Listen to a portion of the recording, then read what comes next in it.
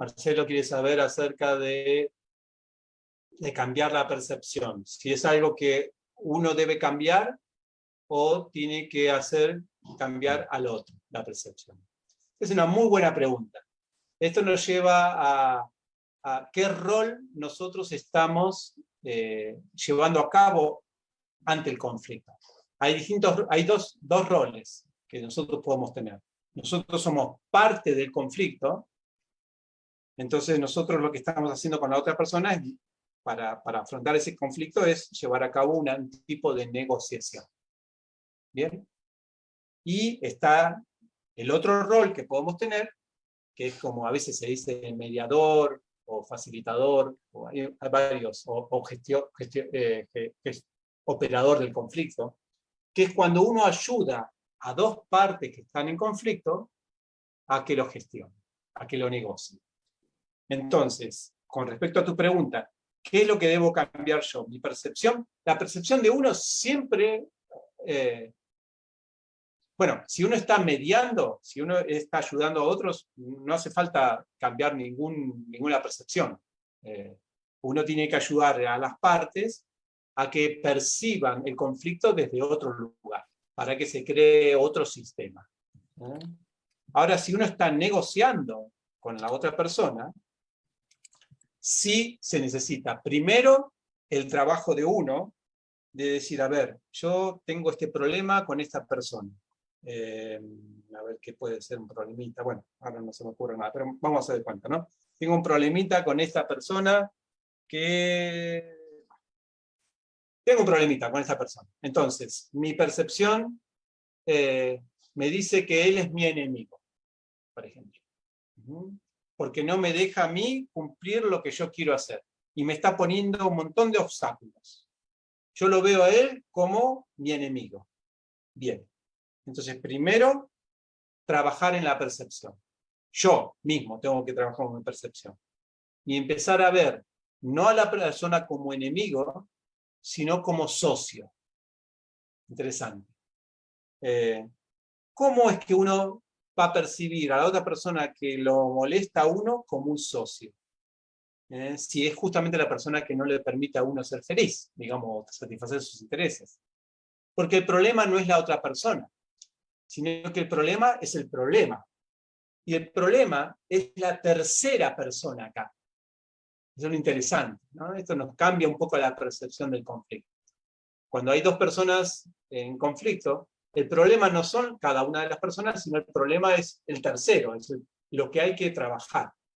Entonces, si uno ve a la otra persona como socio, lo que le va a decir es lo siguiente. Miren cómo cambia la percepción. Si uno lo ve como enemigo, decir, vos no me dejás hacer esto, ¿por qué vos te ponés así? Eso es una manera de percibir al otro como enemigo. En cambio, si uno lo ve como socio, dice, mirá, tenemos los dos un problema. ¿Cómo podemos solucionarlo? Ya terceriza, digamos, lo pone en una tercera posición al problema, y nosotros dos, como personas socios, para tratar de solucionarlo. Eso es cambiar una percepción.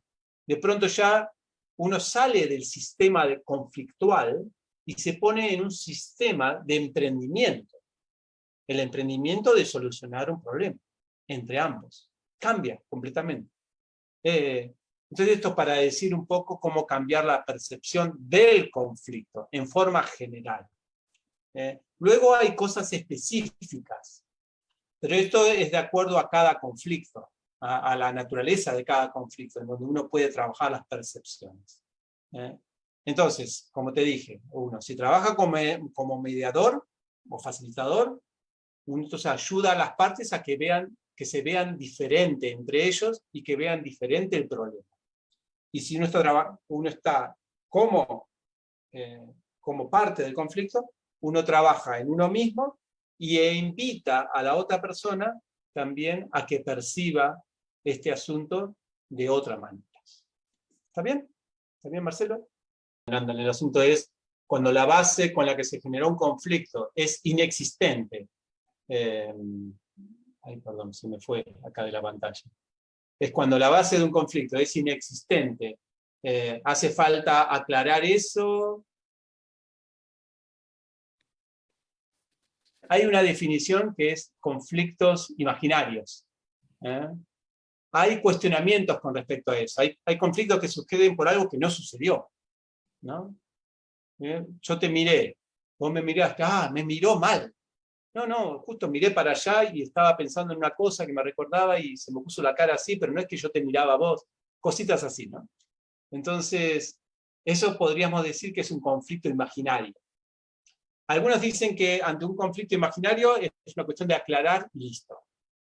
Y ya está. Y bueno, vemos qué pasa. No, en realidad uno le dice, no, yo estaba pensando algo y por eso puse esa cara, pero no. Pero tomando en cuenta de que los conflictos surgen de una percepción, vamos a tener que hacer un poquito más que eso, a veces. Y a veces puede suceder de que eso es solamente algo que hizo saltar algo anterior, que ya estaba en un sistema de conflicto. O sea, yo te miré mal, no te miré mal, pero la otra persona se siente que lo miró mal porque le dispara en él algo que antes había pasado, ya sea con esa persona o con otras. Sí, hay muchas cosas de psicología ahí, de emociones y todo eso. Pero la cuestión es que ante una situación así, por ejemplo, vos me decís, me miraste mal. No, no te miré mal. ¿Por qué siempre estás tratando de crear conflicto? Listo. Uno si le responde así a la otra persona, entró en un nuevo sistema de conflicto. No, yo no soy el que hace conflicto. Vos me miraste mal y listo. Entonces las cosas imaginarias parecen como imaginarias, pero crean después situaciones reales. Por lo tanto, ahí hay que cortar por los años ya del principio y tener un abordaje correcto. Y decir, por ejemplo, es posible que pienses eso, pero no, para nada. Pero contame un poquito, ¿por qué yo, si hice algo, o sea, tratar de raíz ese asunto, ¿no? No, la verdad que ir a lo positivo, ¿no? La verdad que yo aprecio mucho, te aprecio mucho a vos, disculpame, fue un error mío, si inconscientemente te hice hacer eso, podemos solucionarlo, avísame qué puedo hacer la próxima vez. No importa si hay culpa o no, pero trabajar en eso, porque recuerden que nace de la percepción y no de un acontecimiento, es importante para trabajar también los conflictos. ¿Está bien, Fernando? La pregunta es, ¿el evadir el conflicto puede llevar al estancamiento? Eso sí, eso lo explicamos en la clase. Al no cambiar en la visión sistémica. Sí, claro que sí. No solamente el estancamiento, en la visión sistémica, al evadir un conflicto, no solamente que lleva al estancamiento, sino que lleva a la escalada. Porque una cosa interesante es que la evasión del conflicto no estanca el conflicto, lo escala. Eso es algo que parece es como cuando uno escucha un ruidito en el auto, ¿no?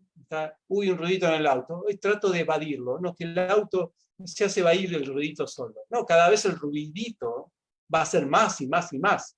Entonces la evasión del conflicto no lo anula, ni siquiera lo estanca, sino que lo incrementa. Los fantasmas de cada una de las partes en conflicto suben. Recuerden que la mente tiene una imaginación tremenda y siempre en forma negativa. Así que eso por una parte. Entonces la otra pregunta dice, ¿qué tanto influye la idea de bondad en el no querer asumir los conflictos? Habría que definir qué quieres decir con bondad. Hay, quizá a ver si te entiendo bien, el asunto de la pacificación o de la adicción a la paz o a las virtudes sin considerar las necesidades de las personas. Digamos que hay una virtud contra otra, que es la empatía. Entonces, uno por ser bueno no está siendo empático. Entonces, digamos que no es una virtud completamente, no es una bondad completamente buena. Si es por ahí que lo estás preguntando. ¿Está bien? Lo que puedo decir al respecto. ¿Podrías dar algunos tips de cómo crear un ambiente que anime a la armonía en vez del conflicto, ya sea en el hogar, en el trabajo o en el templo? Bueno, en esta pregunta veo, o sea, se percibe un poco una noción que estuvimos cuestionando en esta charla. que es la noción que uno puede impedir un conflicto. Entonces, crear armonía, o sea, un ambiente, crear un ambiente de armonía donde no haya conflictos, ya la pretensión esa hay que tener mucho cuidado, porque uno ya se está creyendo que el conflicto se puede evitar.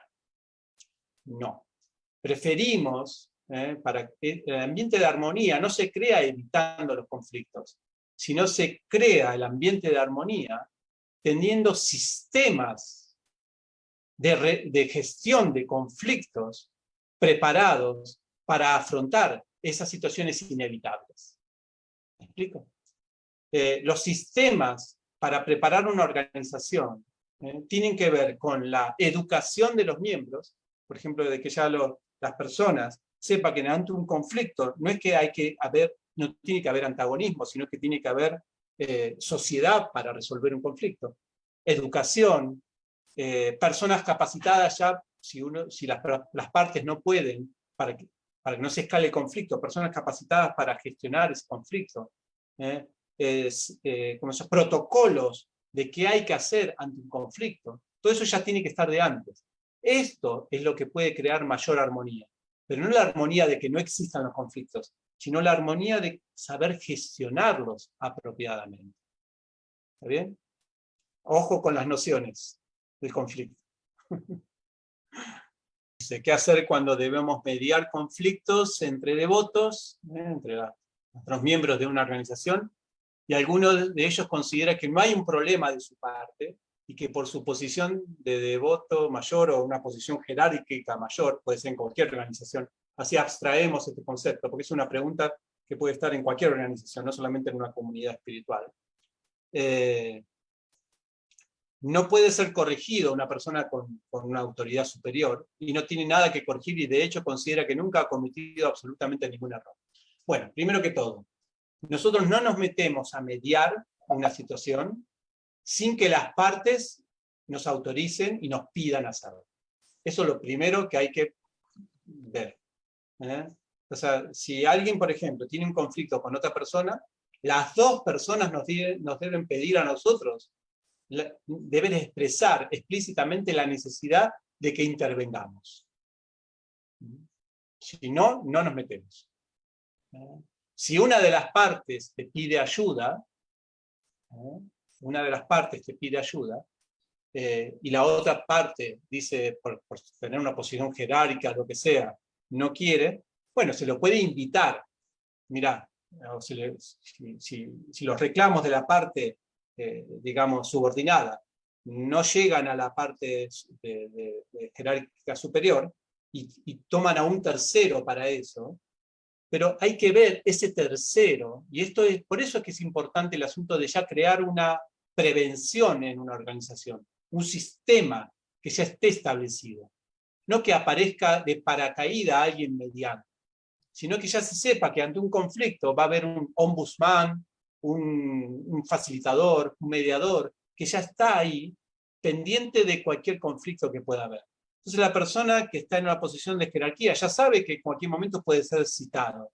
Hay una persona con responsabilidad que está ocupado de resolver conflictos entre subordinados y personas en jerarquía. Y ya está, se soluciona, es fácil. No va a ser, ¿y vos qué te metés acá? No le van a decir, ¿y vos qué te metés acá? No, yo ya estoy posicionado por este sistema que se creó en esta organización para ser parte de esto. Entonces, si sucede eso, de que ya está autorizado, bueno, simplemente le mando una carta y le dice, mira, hay un problemita acá con este subordinado que queremos solucionarlo. ¿Hay alguna posibilidad de efectuar una reunión para aclarar este asunto?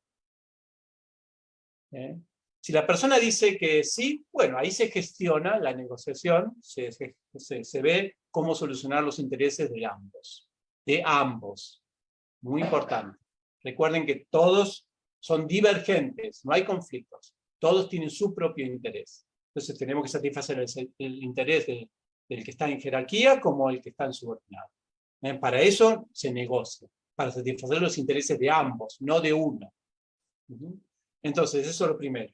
Si la persona dice que no quiero hablar nada porque yo no hice nada y qué sé yo y qué sé cuánto, bueno, ahí vienen otras técnicas, hay otras técnicas para, digamos, se llama promover, ¿cómo se dice? Cuando uno quiere alentar, inducir a otra persona, sí, inducir, sí, hay otra palabra, pero no me acuerdo ahora bien cuál era. No es coaccionar, porque eso no va bien. Eso es la última, digamos, herramienta que se toma para resolver conflictos, que es la coacción. La persuasión, ahí está. Se trata de persuadir a esa persona, haciéndole ver de que lo mejor que puede hacer es tener una reunión con la otra persona. Lo mejor que puede hacer es eso. Y para persuadir hay que saber comunicar. Mira, esto no es que la reunión es para satisfacer al subordinado, sino que la reunión te va a beneficiar a vos, vas a obtener. Entonces hay que saber persuadir. Esta es la tarea del mediador. Se trata de persuadir. Entonces, mira, esto viene bien, entonces ahí se arma la reunión. Si la persuasión tampoco resulta, o sea, si lo legal, que era que tu posición te obliga a remitirte al mediador, no va. Si la persuasión tampoco va, bueno, ahí se llega a lo que es la coacción. Pero eso ya es, pero es una coacción pedagógica, se dice, en mediación integrativa al menos. ¿Cómo puede haber una coacción pedagógica? Vos forzás a una persona a un ambiente de comunicación con la otra parte, pero no para forzarla a tomar una decisión de la otra parte, sino para que negocien en forma integrativa. Es como que está forzando a alguien para su propio bien. ¿Y cómo haces, qué formas de coaccionar hay? Esto ya estamos en un terreno más, digamos, forzado. Y esas son las sanciones. Es lo que se llega a las sanciones. Bueno, si vos no vas a entablar una conversación con esta persona, lo siento, pero la organización te va a sancionar. Y uno tiene que perder algo por no querer afrontar un conflicto como corresponde. Esas pueden ser algunas, pero todo eso, para que se lleve a cabo en una organización, tiene que estar estipulado, protocolizado ya de antes. Por eso lo importante de la prevención, de crear el sistema primero, todos los protocolos. Y después uno ya sabe a lo que se atiene cuando está en una organización. ¿Está bien?